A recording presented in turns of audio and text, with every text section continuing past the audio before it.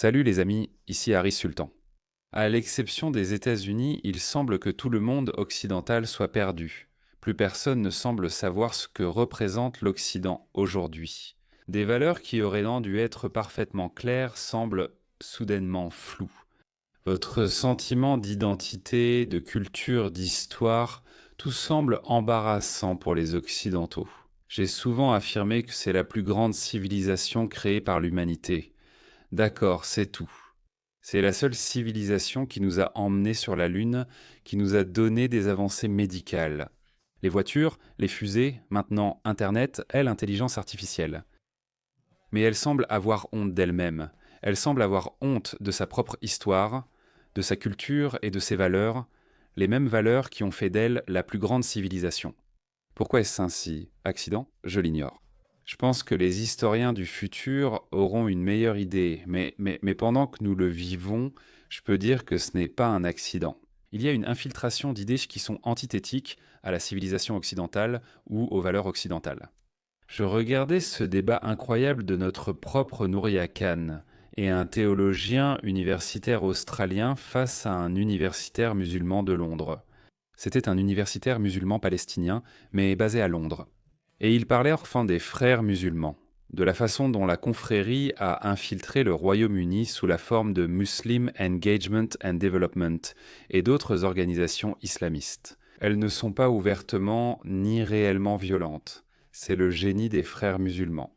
Les frères musulmans ne se comportent pas comme Daesh, Al-Qaïda ou Oussama Ben Laden. Ils ne sortent pas pour massacrer des gens. Ils travaillent même sur ce projet intergénérationnel. Ils vont lentement infiltrer les institutions occidentales, les affaiblir, répandre leur idéologie et leur propagande. Avec un peu de chance, après quelques décennies ou générations, ces grandes institutions occidentales finiront par perdre confiance en elles-mêmes. Et c'est exactement ce que nous commençons à voir. Par exemple, ce terme islamophobie a été propagé par les frères musulmans. Ils croient fermement, c'est dans leur programme, que le Coran est notre constitution et que Mohammed est notre chef. Et ils veulent répandre les valeurs islamiques ou établir un califat islamique partout dans le monde. Pas par des moyens violents, mais par la darwa, par la propagation de ces idées. Nous avons le même problème aux États-Unis. C'est pourquoi Trump a récemment interdit partiellement les frères musulmans. Seulement la branche égyptienne. Il n'a pas interdit la branche qatari. Je me demande pourquoi. Est-ce parce que le Qatar a été très généreux en offrant des cadeaux au président Trump? Je reconnais apprécier le président Trump sur plusieurs points, mais certaines de ses habitudes me déplaisent. Par exemple, il est très enclin à tomber dans le piège de la flatterie. Par exemple, il est assez évident que si vous allez interdire les frères musulmans, vous devriez interdire les frères musulmans dans leur intégralité. Pas seulement la branche égyptienne, la branche qatari est probablement plus dangereuse que la branche égyptienne. Alors que font-ils? Comment opèrent-ils? Ils vont dans nos écoles, nos collèges et nos universités, puis ils propagent leur idéologie. Ce n'est pas un hasard qu'en l'espace d'une génération, soudainement, non seulement les enfants musulmans ou les étudiants musulmans, mais aussi les enfants occidentaux, les enfants chrétiens ou les enfants athées ont soudainement développé une certaine sympathie. Pour des organisations comme le Hamas qui jette les homosexuels du haut des toits, le Hamas qui ne tolère aucun non-musulman sur son territoire. Ils font vivre les chrétiens comme des citoyens de seconde zone, la façon dont ils traitent les femmes. Pourquoi ces wokistes occidentaux admirent-ils le Hamas? Pourquoi font-ils cela? Ce n'est pas un hasard, c'est à cause de l'infiltration des frères musulmans et de leur idéologie. C'est aussi simple que ça. Les démocraties comme Israël sont détestées en Occident aujourd'hui, mais le Hamas et le Hezbollah, eux, sont admirés. Demandez-vous pourquoi cela se produit. Ce n'est pas un hasard, c'est parce que nos juges, nos professeurs reçoivent une formation sur l'islamophobie dispensée par des personnes formées par les frères musulmans. C'est pour cela que tout semble confus. Pourquoi est-ce que je dis qu'ils ont l'air confus? Parce que d'un côté, vous avez les valeurs occidentales qui disent « Eh bien, attendez, un instant, nous avons la liberté de religion, mais nous avons aussi la liberté vis-à-vis de la religion. » La liberté d'expression nous permet de critiquer, attaquer et nous moquer de votre religion. Nous avons fait cela pendant des centaines d'années avec le christianisme, et regardez la civilisation que nous avons bâtie sur cette base, la plus grande civilisation que l'humanité ait jamais créée, la civilisation occidentale. De loin, personne ne s'en approche même. Nous l'avons fait. Soudain, des migrants musulmans arrivent dans tous les pays occidentaux, et la Grande-Bretagne a désormais des lois sur le blasphème. Des gens, oui, des gens ont été arrêtés, emprisonnés, condamnés à une amende pour avoir dit des choses désobligeantes sur l'islam, qui offensent les musulmans. Waouh, qu'est-ce qui s'est passé? C'est la Grande-Bretagne.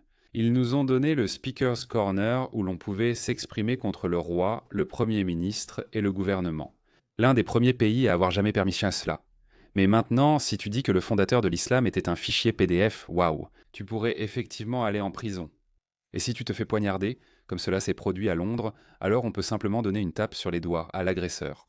Oh, désolé, il a juste agi dans un accès de rage, et il aurait été provoqué au lieu de le mettre en prison pendant de nombreuses années. Ils ont dit qu'il a agi sous la rage provoquée alors que l'autre qui a brûlé le Coran a seulement reçu une amende. C'est déroutant. J'ai vu cette publication et me suis dit « Ah, intéressant ». Un tribunal allemand interdit à une femme musulmane de servir comme juge ou procureur en Hesse. Le tribunal administratif de Darmstadt a rejeté sa plainte après le refus de sa nomination comme juge en raison de son intention de porter un hijab lors des audiences. Je me suis dit « Super ». Enfin, un tribunal allemand ou l'establishment allemand commence à avoir du cran. Le tribunal a statué que le devoir de l'État de maintenir la neutralité dans la salle d'audience l'emporte sur ses convictions religieuses. Une valeur traditionnelle occidentale, l'État de droit. Nous devons être et paraître neutres sans être une partie prenante. Quand vous mettez ce vêtement sur votre tête, comment puis-je être sûr que vous resterez impartial entre un musulman et un chrétien? Devons-nous aussi paraître neutres? J'ai dit « Bien joué, mais ne te réjouis pas trop vite ». C'était bien. Mais ensuite, un jour plus tard, cette nouvelle tombe. Allemagne, un homme afghan. Oui, c'est encore un autre afghan. Tout s'effondre partout. On en reparlera plus en détail. Un homme afghan qui a poignardé une enseignante de maternelle de 27 ans a reçu une peine plus clémente parce qu'il a arrêté de poignarder la victime après 6 coups de couteau. Merci beaucoup, monsieur le migrant afghan. Vous vous êtes arrêté après 6 parce que techniquement, vous auriez pu continuer. 8, 10, 12, 15, 20, 25. Nous devons donc en tenir compte, malgré le fait d'avoir poignardé sa victime 4 fois dans le dos et 2 fois dans la cuisse. Le fait que les Afghans aient arrêté de la poignarder dès qu'elle a crié a suffi à convaincre le tribunal de Stuttgart d'abandonner l'accusation de tentative de meurtre. Ce n'est plus qu'une question de procédure. Laissez-moi donner un visage à cette histoire et vous expliquer pourquoi il a cessé de poignarder sa victime. Prêt ? C'est ce gâche-là, regardez-le, regardez-le. L'Allemagne a rendu son verdict après qu'un tribunal a évité à un migrant afghan une réelle peine de prison. Pour avoir tué un tout petit et un père et avoir presque massacré leur enseignante, voici Axel Rudakubana d'Allemagne. Je croyais que les tribunaux britanniques débordaient d'empathie suicidaire, mais qu'en est-il des tribunaux allemands? Il a tué un enfant, un père et a presque massacré leurs enfants. Tu veux pire? L'idée qu'un homme qui a massacré des enfants en plein jour puisse bénéficier de circonstances atténuantes a déclenché la fureur dans tout le pays et a posé une question directe. Personne au pouvoir ne veut y répondre. Combien de violences supplémentaires les Allemands ordinaires sont-ils censés tolérer au nom de la tolérance? Et après, il s'étonne de la montée de l'AfD. Pourquoi tous les libres deviennent-ils d'extrême droite? C'est à cause de ça, des conneries. Je ne peux pas imaginer. Peux-tu imaginer subir un tel crime? Tu t'en fiches, tu n'es pas intéressé par la diversité ou la culture. Même s'il s'agissait de ton propre compatriote allemand, tu ne le tolérerais pas, mais devine quoi? S'il avait été allemand, la peine aurait été bien plus sévère. Parce qu'il vient d'une culture étrangère, il faut faire preuve de compassion. Les autorités allemandes ont condamné Inamul Lao, migrant afghan de 28 ans, pour une attaque au couteau dans une maternelle en janvier 2025. Je n'en ai même pas entendu parler, alors que je fais attention à ce genre de choses. Ils ont gardé cela secret pour un groupe de maternelles dans un parc à Hochfamberg, Bavière. Je suis déjà allé en Bavière, c'est magnifique. Qu'est-ce qu'il fait là-bas? Il ne devrait même pas y être. Il a poignardé au hasard enfants et adultes, tuant un garçon de 2 ans, un père intervenu et blessant grièvement l'enseignante de 27 ans qui protégeait les enfants. C'est ce qu'ont déclaré les témoins. Il s'est arrêté après avoir poignardé l'enseignante 6 fois, ce que le tribunal a jugé comme circonstance atténuante. Voilà donc la raison, voyons pourquoi. Les procureurs ont soutenu qu'il s'était arrêté uniquement parce que des passants s'approchaient banquant, et non parce qu'il avait soudain retrouvé son humanité. Et il s'est dit « Ah, poignarder des gens, c'est mal, je pourrais tuer cette personne. » Maintenant, regardez ceci. Quand Donald Trump a dit qu'ils avaient à en vider leurs asiles psychiatriques, il avait raison, et tout le monde a dit « Oh, regardez-le, c'est tellement raciste. Ce sont des gens travailleurs. » Des évaluations psychiatriques ont diagnostiqué chez lui une schizophrénie paranoïde, patient psychiatrique. Il avait arrêté de prendre ses médicaments des semaines auparavant et affirmait avoir pris les enfants pour des démons. Aucun lien n'existait avec la victime. Il a été arrêté peu après à proximité et inculpé pour plusieurs meurtres et tentatives de meurtre. Le tribunal l'a finalement déclaré coupable. Mais malade mental, n'est-ce pas incroyable? Quand les juges déclarent ces personnes malades mentales? Ce n'est pas une controverse, dit la gauche. Oui, c'est un bon jugement. Nous devons traiter ces personnes avec compassion. Mais quand Trump ou Nigel Farage le disent, cela devient soudainement raciste.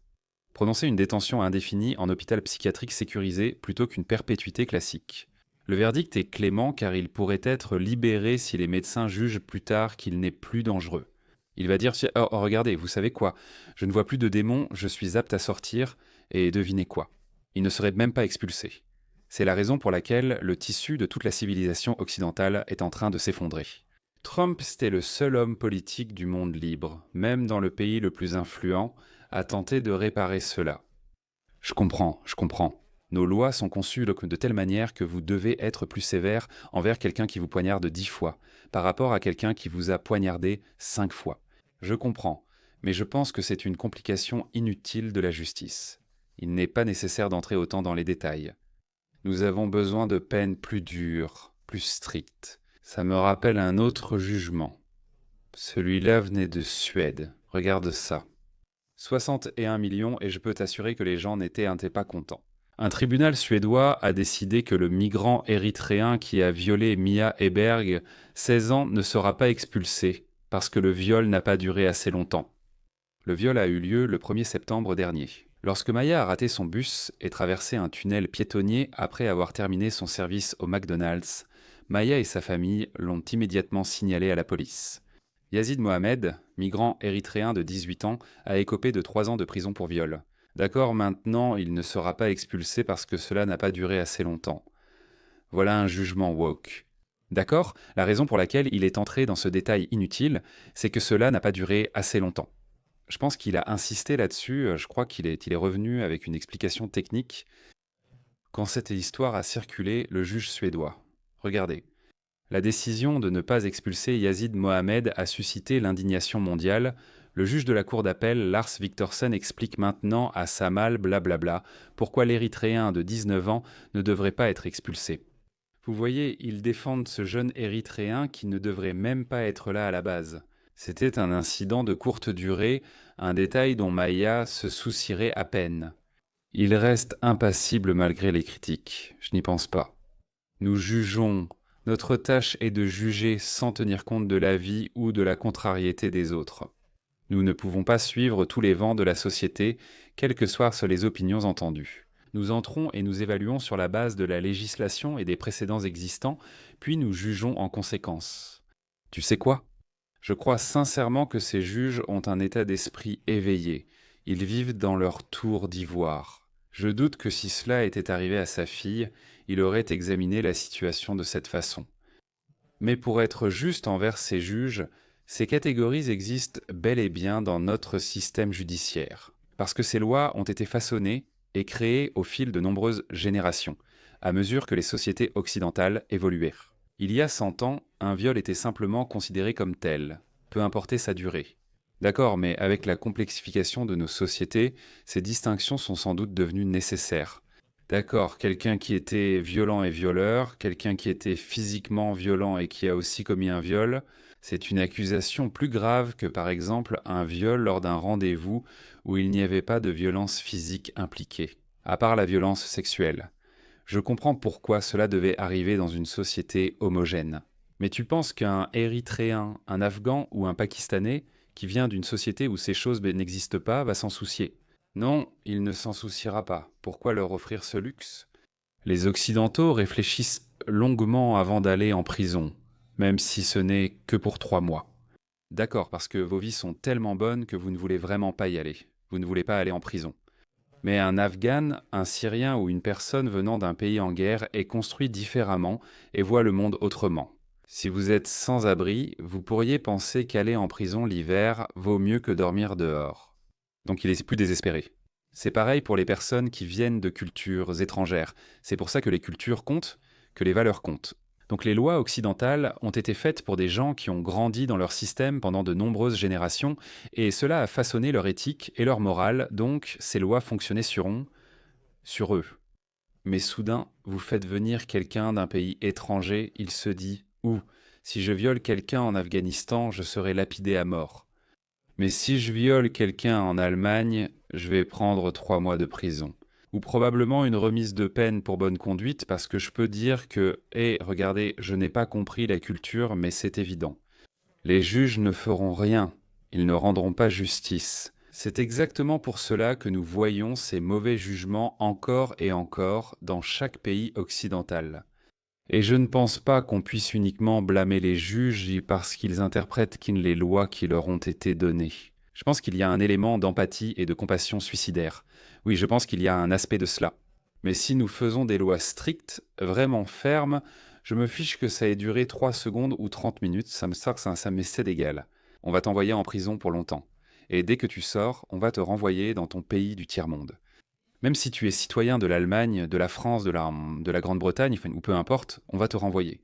Nous avons besoin de nouvelles lois, parce que ces lois ont été faites avant l'avènement du multiculturalisme. J'ai reçu un message très intéressant d'un abonné américain l'autre jour, et il m'a demandé « Harris, il y a sûrement de bons musulmans ?» J'ai répondu « Oui, la majorité des musulmans sont de bonnes personnes, ils sont comme tout le monde. » Mais ce n'est pas la bonne question à poser, parce qu'à l'ère du multiculturalisme, il faut comprendre ce point, que peu importe qui vous êtes. Même en tant qu'occidental, les gens sont intrinsèquement tribaux, ils ressentent un sentiment de loyauté envers leur propre culture. Donc quand les choses befournes se corsent, on demande aux gens de choisir un camp. Si vous êtes musulman, bien sûr que vous serez du côté des musulmans. Peu importe que vous ayez un passeport américain ou britannique, cela n'a pas d'importance, un musulman sera loyal envers les musulmans.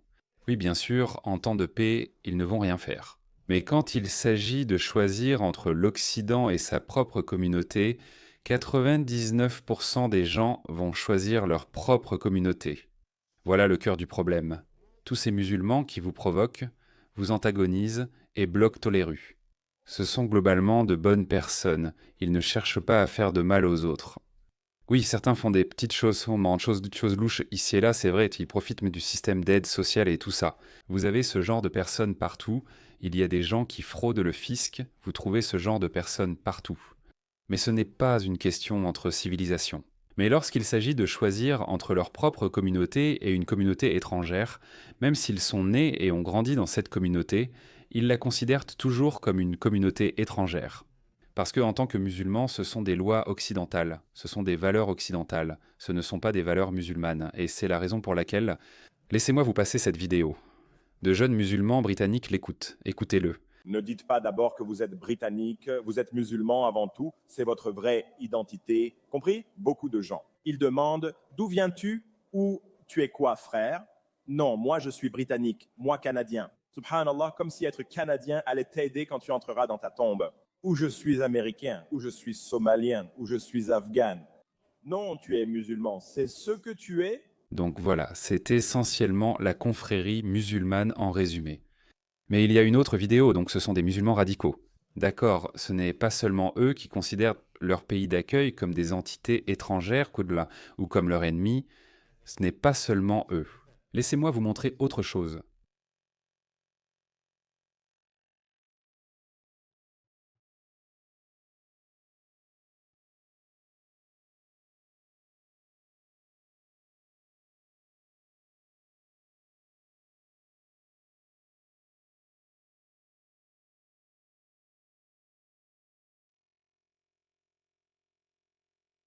Regardez ces personnes. Nous lançons aujourd'hui. Merci Rosie, montre-moi ton visage. J'attends. Regardez Londres ensuite, les gens. J'ai mal à la jambe aujourd'hui, de tous les jours, malheureusement, mais oui, toi, mec, on avance, on avance. Ils ne sont pas loyaux envers la Grande-Bretagne. C'est l'islam contre elle. Ils pourraient se rester là 10 générations. Ils ne sont pas loyaux envers la Grande-Bretagne, et il viendra un moment où ils demanderont leur propre pays. Il va y avoir une guerre civile. Ce n'est qu'une question de temps. Ce n'est qu'une question de temps. Comme je l'ai dit, cela ne concerne pas uniquement les musulmans ni un seul segment. Vous savez, ces radicaux, nous sommes des fanatiques religieux sans esprit. Ce n'est pas seulement eux. J'ai vu une vidéo très intéressante. Oui, alors regardez ce type, oui, maintenant, il n'est pas musulman, c'est un Indien britannique. Il demande des réparations. Je ne vais pas débattre ici de la question des réparations pour les colonisés et les personnes réduites en esclavage. Environ 200 ans plus tard, dans le cas de l'esclavage, et près de 100 ans plus tard, dans le cas du colonialisme. Je n'entrerai pas dans ce débat, je l'examine seulement objectivement. Pourquoi la dame à gauche, qui est une femme britannique blanche, défend-elle le Royaume-Uni ? Et l'homme à droite, qui a des origines indiennes, né et élevé en Angleterre, ne défend pas la Grande-Bretagne. Il a l'impression qu'il doit être plus loyal envers la culture de ses parents ou de ses grands-parents qu'envers la culture du pays dans lequel il était né. Même si la raison est que vous acceptez cela, oui, des personnes ont été réduites en esclavage 10 générations plus tard. Qu'elles méritent en tant une forme de réparation, même si vous croyez en cela, même si vous pensez que l'Inde a été colonisée à tort et que nous avons besoin d'une certaine forme de réparation pour cela. Même si vous croyez en cela, alors vous, en tant que personne née et élevée en Angleterre, ne devriez pas avancer cet argument, ce sont ses parents qui devraient le faire. Même nés en Inde, ils ne devraient pas avancer cet argument. Parce qu'ils ont déménagé en Grande-Bretagne et sont devenus citoyens britanniques, ce type préférerait voir le Royaume-Uni faire faillite plutôt que de changer de loyauté. Ces personnes ne sont pas loyales envers leur pays et ne devraient pas avancer cet argument. Et c'est agaçant. Il ne s'agissait pas seulement d'esclavage, mais aussi d'un colonialisme qui a duré jusqu'au XXe siècle. Pourquoi le colonialisme est-il mauvais? Tu ne te sens pas si mal que ça? Non, je te demande de répondre à la question. Je répondrai à la question si tu me laisses un instant. Par exemple, la Grande-Bretagne a commencé à coloniser l'Inde dans les années 1700. Ce n'est qu'un exemple. L'Inde comptait pour 27% du produit intérieur brut mondial, puis après 200 ans à sa libération. La Grande-Bretagne est partie 200 ans plus tard, après que des famines causées par la colonisation aient touché des millions de personnes au Bengale occidental, à Madras et ailleurs. Et qu'en 1947, l'Inde ne représentait plus que 3% du produit intérieur brut mondial, 90% de la population vivait sous le seuil de pauvreté, avec un taux d'alphabétisation de 70% et une espérance de vie très faible. Car avant 2011, tout allait bien. Je ne dis pas cela, c'est vous qui le dites. Non, mais tu dis que le colonialisme a empiré les choses. Je veux dire d'autres. Eh bien, tu penses que le colonialisme est une bonne chose? Je peux réfuter la plupart de ces arguments, mais ce n'est pas le propos que je veux faire valoir. Je fais valoir que si tu es citoyen du Royaume-Uni, c'est au Royaume-Uni que tu dois une loyauté sans faille. Pas à la culture de tes parents, c'est au Royaume-Uni que tu dois une loyauté sans faille. Comme je l'ai dit, le groupe musulman que je t'ai montré affirme ouvertement « Nous sommes musulmans avant tout ». Love chance d'Orsetson. Mais même ces boulots de nuit non religieux, même eux ressentant ça, tu sais quoi? Je ne dois aucune loyauté au Royaume-Uni parce qu'ils nous ont colonisés. Aucun pays n'est parfait ni ne peut fonctionner ainsi. Au fait, le Royaume-Uni devrait-il demander des réparations aux Italiens parce que la Grande-Bretagne a été occupée par les Romains il y a 2000 ans? Où cela s'arrête-t-il? Ça ne s'arrête pas. Le monde était différent à l'époque. Désolé, je viens du sous-continent indien. D'accord, je comprends ça, je comprends que nous avons été colonisés par le Royaume-Uni, mais désolé, pas de chance. Nous aurions dû avoir une armée plus forte. On ne peut pas devenir une grande civilisation sans force militaire permanente. L'Amérique est la superpuissance du monde, non seulement parce que c'est une énorme économie, ce qui en fait une grande partie, mais aussi parce qu'elle exporte sa culture à l'étranger. Mais c'est aussi la plus grande et la plus puissante armée du monde. Et j'espère que cela restera ainsi, et vous n'avez pas à vous en excuser, désolé. Et la Chine comprend que si elle veut imposer son propre ordre mondial au reste d'entre nous, alors elle doit nous vaincre sur le champ de bataille. D'abord. Donc, les droits civilisationnels se gagnent sur le champ de bataille. Ils ne vous sont pas offerts sur un plateau d'argent. Je pense que l'Occident est confus et doit se lever pour dire que ça suffit. Nous n'allons pas nous excuser pour ce que nous sommes, ni pour notre histoire, mais pour notre histoire. Oui, nous avons appris, évolué et fait ce que tout le monde faisait alors. Seule la civilisation occidentale a réellement inversé la tendance. Jusqu'à l'Empire britannique, chaque empire avalait tous les autres. Ensuite, les États-Unis sont intervenus et ont contraint la Grande-Bretagne et la France à mettre fin au colonialisme durant la Seconde Guerre mondiale. Ainsi, la civilisation occidentale a évolué. Tout le monde avait l'esclavage, l'Occident a mis fin à l'esclavage. Tout le monde était brutal envers ses ennemis. L'Occident a créé l'Organisation des Nations Unies et la Convention de Genève. Le monde dans lequel nous vivons est bien meilleur grâce à la civilisation occidentale. Oui, elle a dépassé ses propres limites, elle a pratiqué la barbarie comme toutes les autres civilisations humaines, mais elle y a mis fin.